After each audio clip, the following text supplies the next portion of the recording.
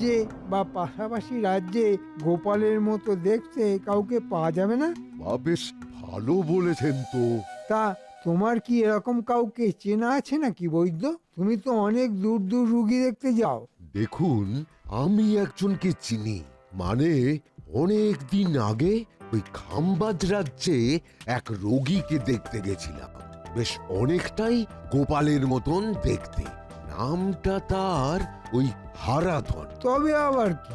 তবে ওই ব্যাটার গায়ের রংটা একটু কালো। সে কায়দা করে ময়দা মাখিয়ে সাদা করা যাবে। তা গোপালের মতো দেখতে ওই লোকটাকে দেখতে যাবেন নাকি?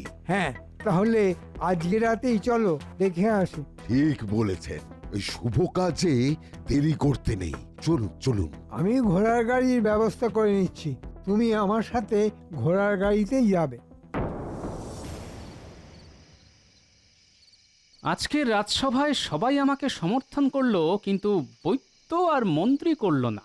হুম এ তখন থেকে কি বিড় করছো? জ্বর ছাড়াচ্ছি। তোমার তো টাক মাথা, ওতে আবার কি জট পড়বে, আবার কি ছাড়াবে? এই জট সে জট নয় গিন্নি, এক জটিল জট। আজকে রাজসভায় মহারাজ আমাকে একটা বড় দায়িত্ব দিল, রাজকোষ সামলানোর হিসাব নিকাশ করার দায়িত্ব। বাহ, বেশ ভালো তো। দায়িত্ব যখন বাড়লো তখন কিছু বেতন নিশ্চয়ই বাড়বে।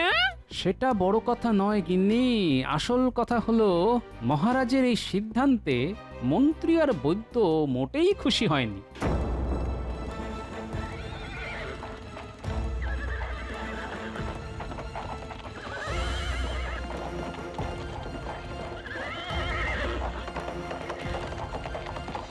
তাহলে আর কি, ওরা তোমায় ছাড়বে